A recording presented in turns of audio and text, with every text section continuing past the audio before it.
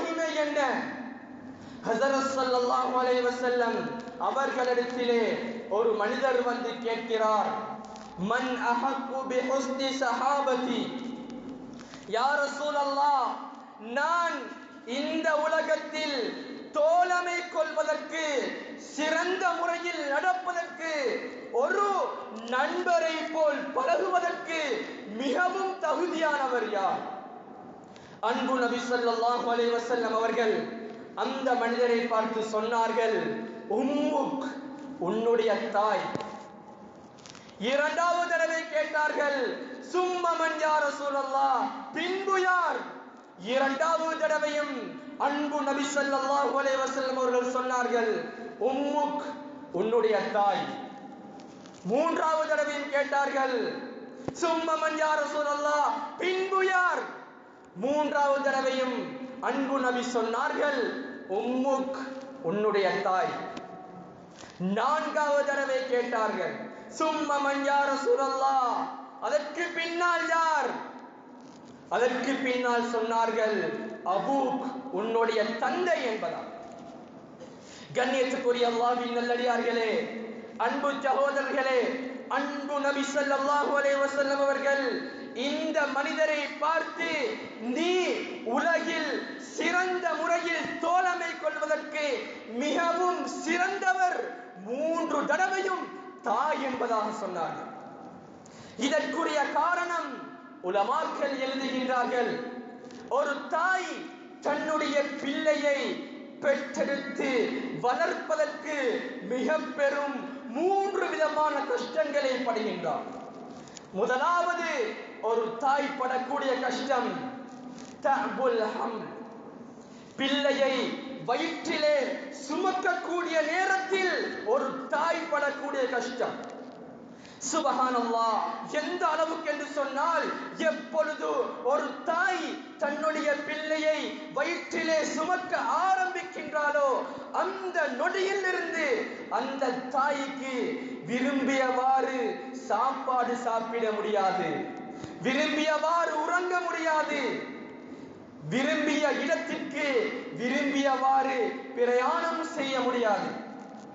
அதனை போல அந்த பிள்ளை தாயுடைய வயிற்றிலே இருக்கும் சந்தர்ப்பத்தில் அந்த தாயுடைய வயிற்றுக்கு கொடுக்கும் ஒவ்வொரு உதவியும் சுபஹானல்லாஹ் அந்த தாய்க்கு மிக பெரும் கஷ்டத்தை ஏற்படுத்துகின்றது. இதனால தான் அன்பு நபி சொன்னார்கள், முதலாவது தடவை தாய் என்பதாக.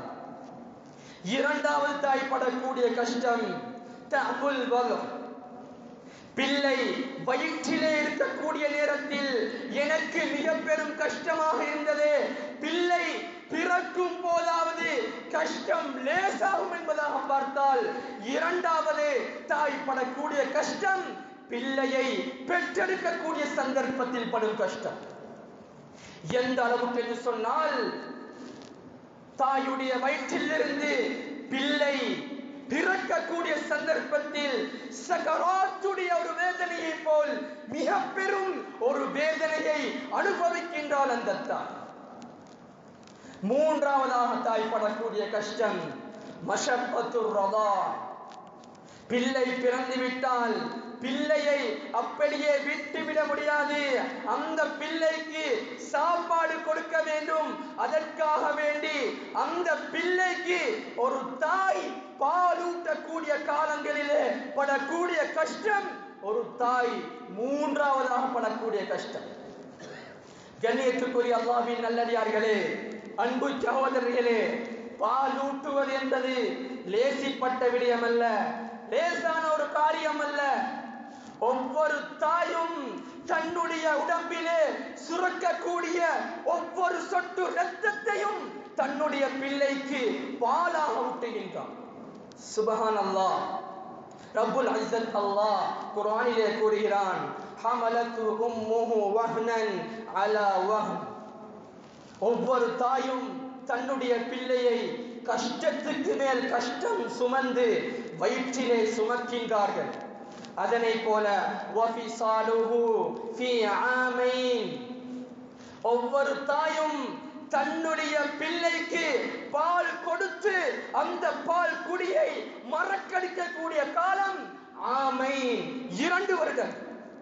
ஒவ்வொரு தாயும் தன்னுடைய இரத்தத்தை பிள்ளைகளுக்கு ஒரு நாள் அல்ல, ஒரு வாரம் அல்ல, ஒரு மாதம் அல்ல, 2 வருடங்கள் தன்னுடைய இரத்தத்தை ஒவ்வொரு தாயும் தன்னுடைய பிள்ளைகளுக்கு பாலாக ஊட்டுகின்றார்.